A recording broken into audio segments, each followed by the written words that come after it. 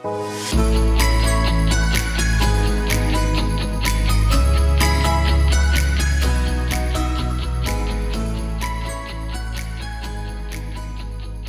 morning, good afternoon, good evening, good night, wherever you are all around the world. This is Dr. Teresa Canada, the host of the Silk Stocking Sisters podcast, with another fantastic guest, a very special guest, as always, for this episode. And we have today Miss Dawn Ballou Anderson. Welcome, Miss Anderson. Thank you. It's a pleasure to be here. I appreciate your presentation. And it's going to be interesting because people don't know we have a long relationship. Yes, about 50 years long. Oh, hold it now. Hold it. They don't get too much information. Too much information. Anyway, folks, this is believe it or not, Dawn and I were freshman roommates at the University of Rochester, where we attended undergraduate education. And we're still friends to this day, which is unusual for some people, but we are best of friends, and we've been friends since our freshman year. Matter of fact, that summer before our freshman year at the University of Rochester. And it's interesting when, she knows about my history, about the book and everything. And then she just happened to share with me her experience in Buffalo, New York. Now, mind you, the talk of this podcast is about experiences in the North and Midwest. And Buffalo, New York is upstate New York. For those of you who don't know your geography, it's upstate New York, okay? And this was also during the era that I attended my elementary school, which gives you some insight of whether or not it makes a difference about educational experiences in the North. So let me tell you a little bit about Miss Dawn, as I call her, Miss Dawn, Miss Ballou Anderson. She is married, has three children. And she has one daughter happens to be a nurse. Another one happens to be a well-known entertainer. And I've watched them grow up after all these years, and she has a son as well.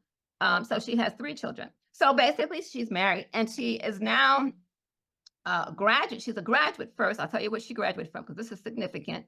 She attended and graduated from the Physician Associate program at Emory University in Atlanta, Georgia, from 1985 to 1987. And she has been with the Grady Health System in Atlanta, Georgia for 36 years. Am I correct? That is correct. Okay, and we're still friends. Okay. Yes. That's what's important. That's the most important thing. But little did I know of her experience. So when she said, well, maybe you need to be on my podcast. And I know Dawn, like I said, we're like buddies, but we're not the same kind of people. I mean, just to get her on this podcast has been a wonderful experience. And I'm just happy that she's here. But this is not her platform, okay? But I'm just saying, but she can still do this. I said, Dawn, you can do this. You can do this. And she's going to do this. I'm only doing this for you, Teresa. I don't do this. That's why we're still good friends. So anyway, but like I said before, I wanted her to share her experience in Buffalo, New York, because I don't have anybody on the podcast who have spoken about Buffalo. Someone about Rochester in terms of what happens in Rochester City Schools, but nobody at all what happened to one experience specifically in Buffalo, New York. So Dawn, why don't you just tell us, where you first started going to school in Buffalo and, the progression and so forth, and how you ended up where you are now. Well, I started going to public school number 75. That's what we used to call it back then. And I was able to walk to school. It was maybe 3 to 4 blocks from my house. And walking wasn't always easy in Buffalo, New York, because oh no, that's snow.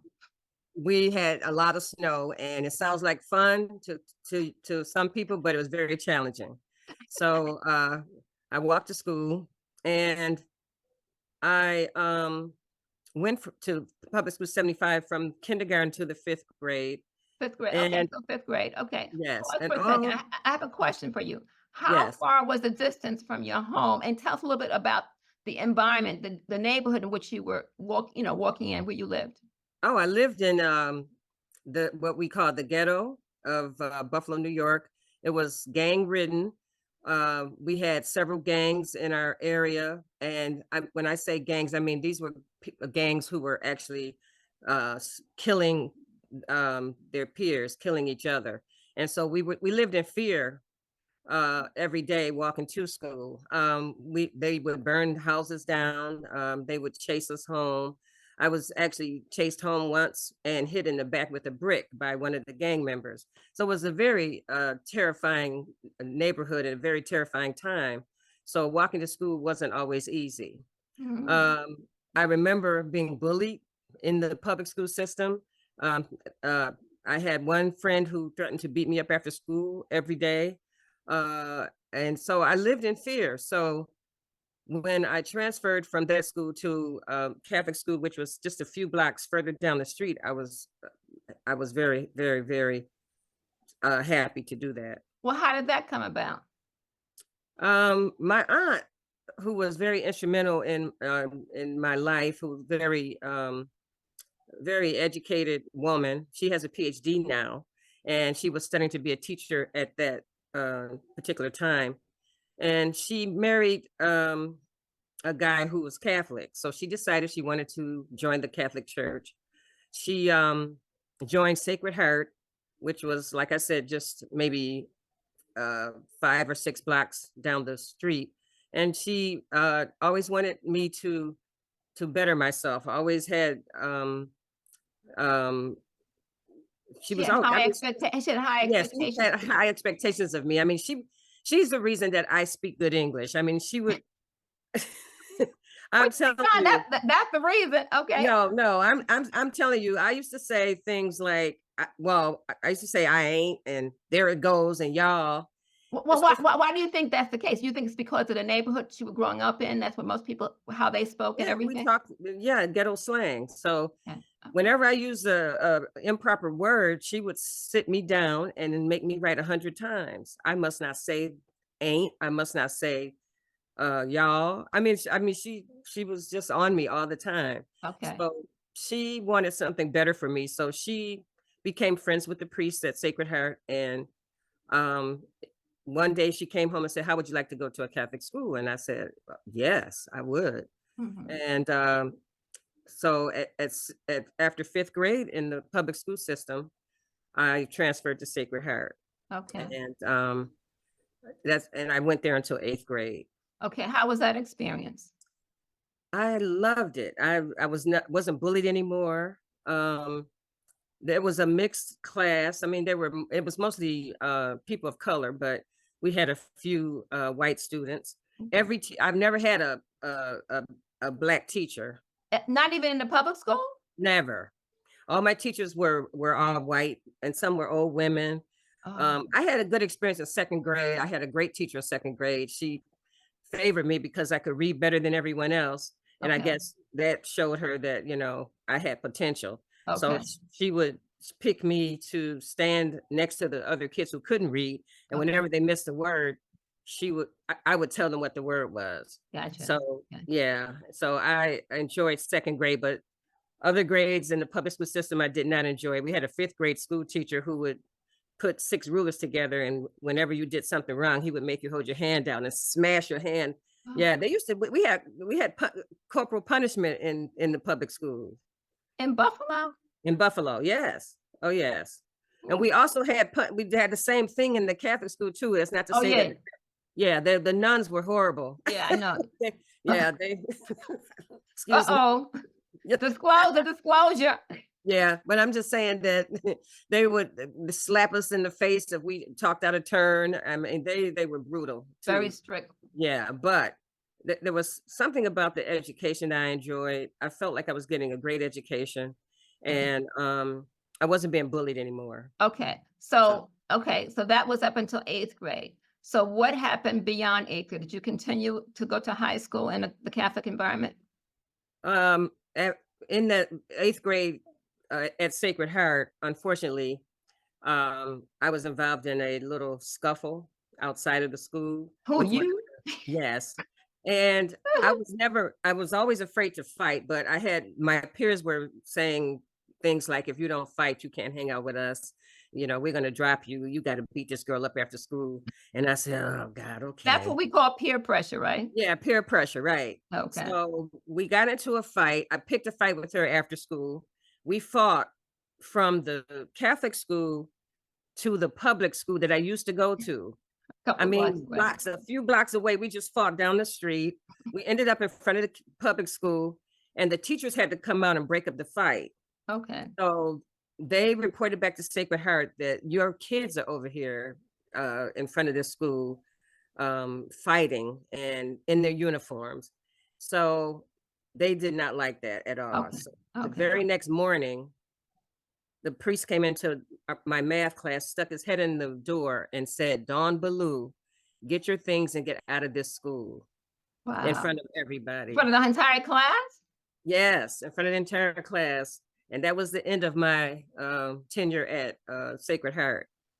So this is what is interesting. After leaving Sacred Heart, of course, I had nowhere to go but to the public school in my neighborhood. Right.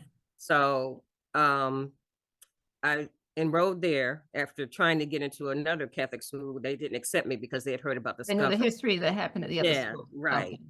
So I went to a public school for maybe 1 week. A week. And about a week, because I felt like I was in a whole nother world after being Yeah. in the Yeah. Catholic school system. And then I found out that the curriculum was 2 years behind In the public in schools. the public school. There you go. The things that they were teaching us, I had already learned in the 6th grade, and I was in 8th grade Oh, going into that public school system. that's very interesting because, you know, we think about the urban schools. I mean, that was like in the, the 60s, the 70s, 60s. So the urban school environment, the curriculum that was offered, people assume that only in the South that the Black schools were the ones that didn't have up-to-date equipment and students were not at certain levels. So you're now confirming what I've said all along, that the same kinds of situations that the students in the South, especially Black students, had in the South, pretty much had some of it in the North. Am I correct?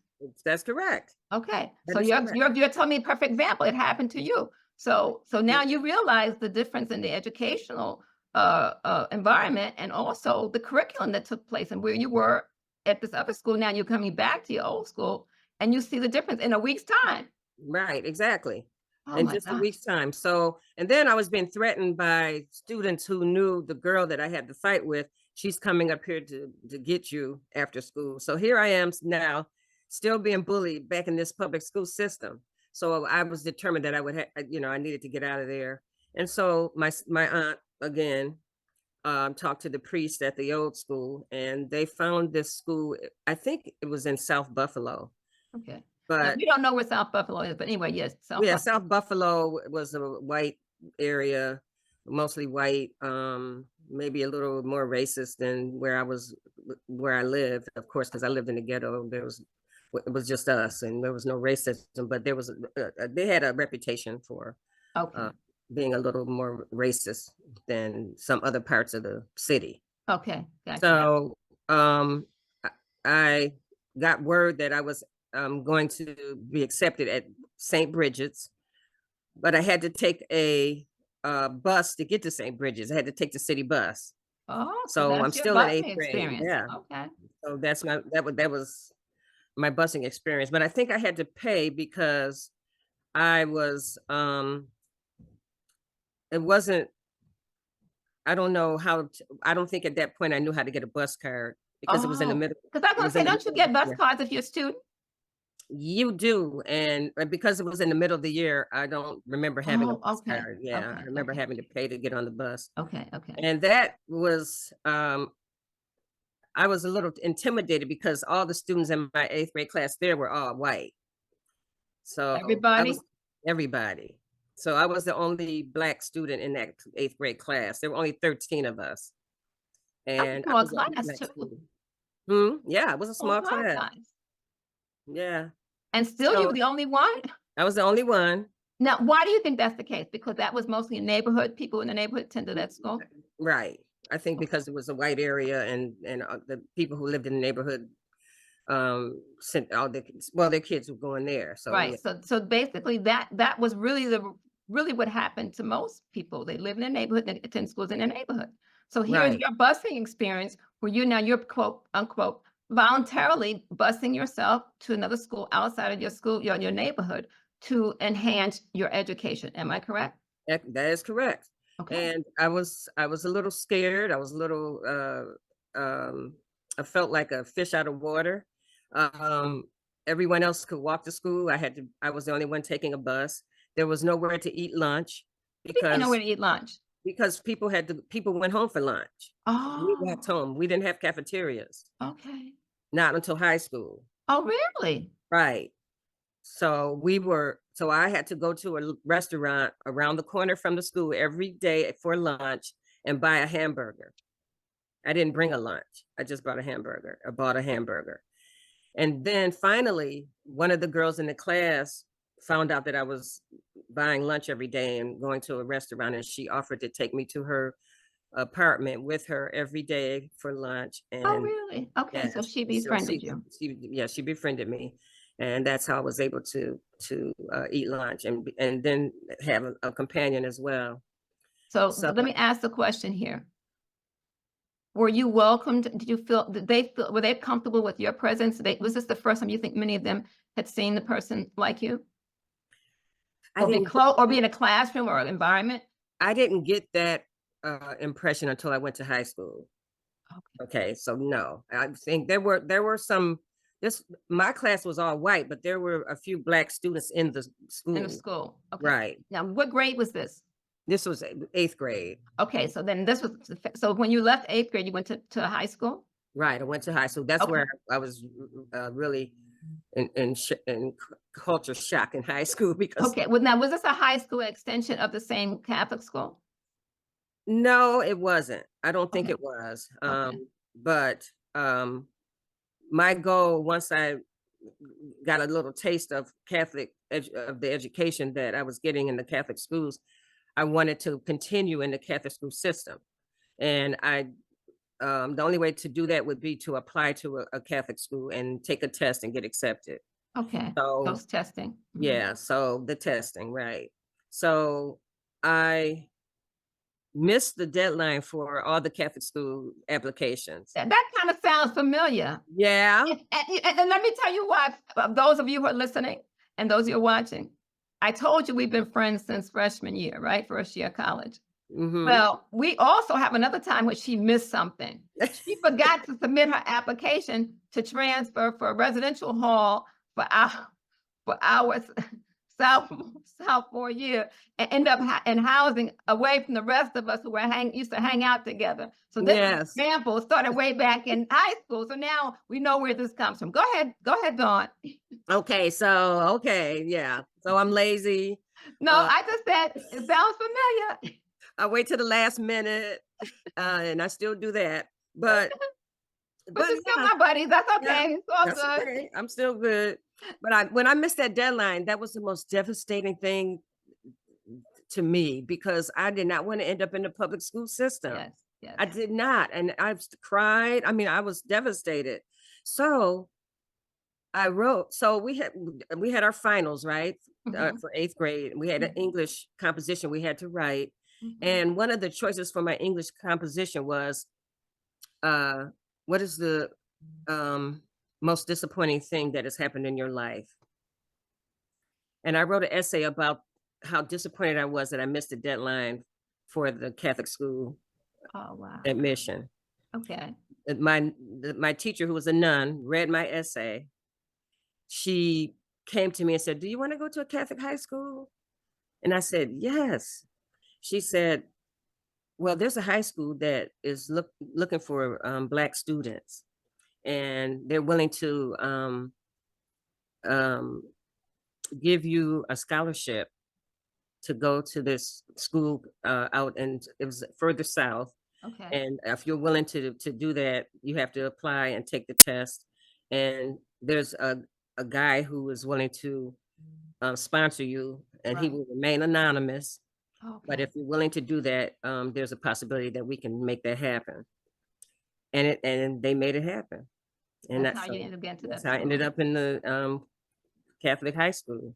So this let's pause for a second again. I wanted to ask you, because all of this basically talks about, you know, pursuit of excellence and pursuit of a better education. And you've just now amplified the significance of how your journey has been so far.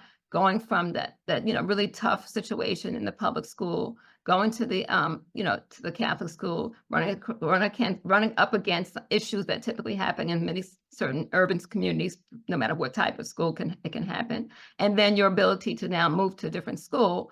And but the key piece for you, and it sounds like you're saying, if you were not able to read and write and be able to be an excellent student and basically have the perseverance to keep going and want better for yourself and the support of a family member, do you think you'd be where you are today? Oh, absolutely not.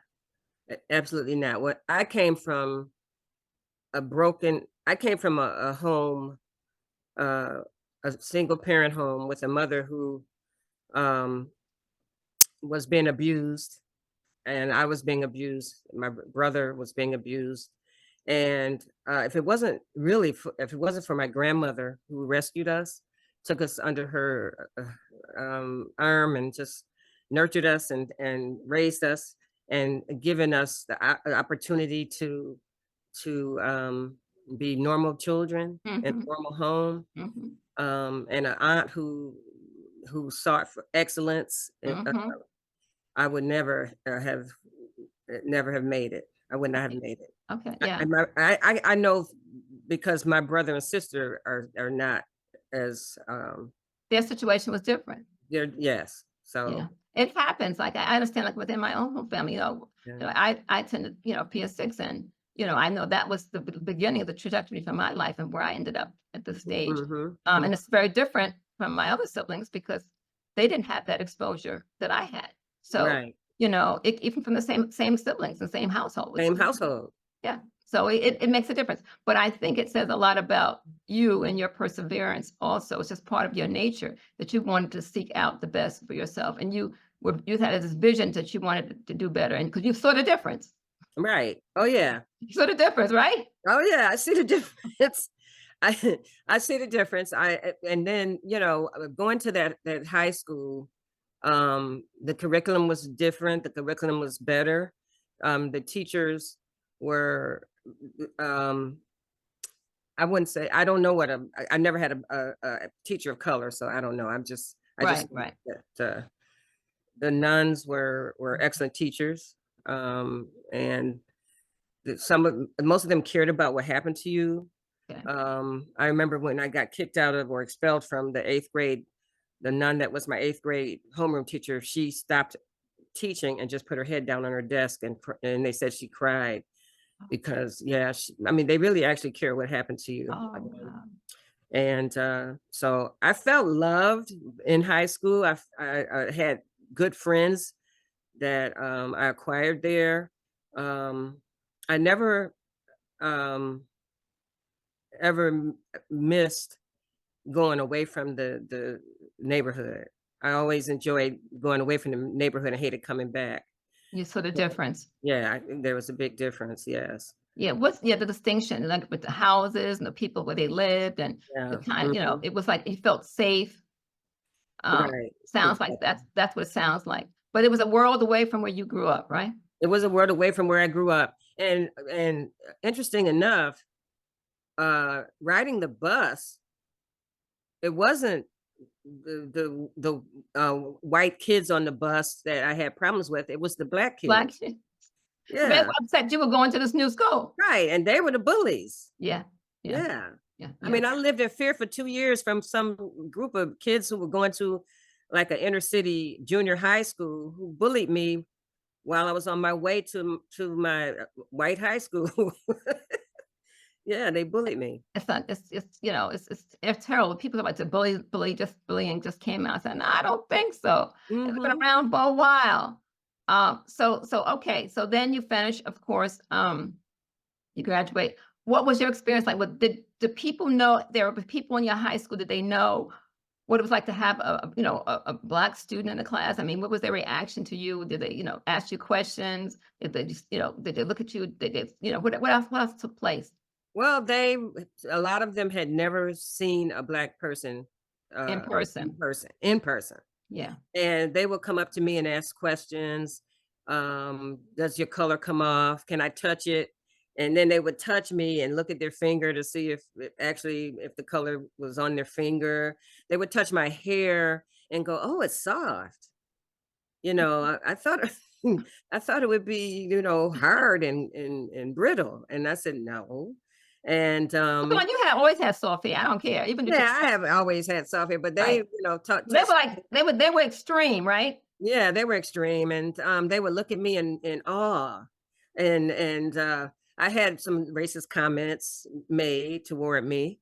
I wish you would get in a boat and go back to Africa. I remember one girl in particular who used to say that to me, and but I was the class clown, as you know. Mhm. You I made a had joke out of everything. yeah, I had a lot of friends. I'd made a joke out of everything, and I used to go to pajama parties with the girls and go out with them. I made some good friends. There was one Yeah, girl in particular. We had a ball yeah. those whole 4 years, and I made friends with a couple of the black students too. But uh, it's interesting that the first day of school, I was petrified because this school had 1,000 students. A lot more students than you. Yeah, 1,000 students, and I went the whole day without ever seeing another black face.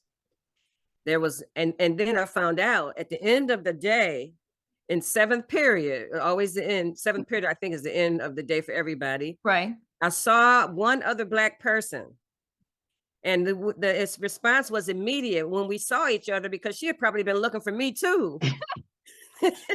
When we saw each other, we automatically put our fist up. Right? This was in 68. Yeah, this was like Black Power all the way. Yes.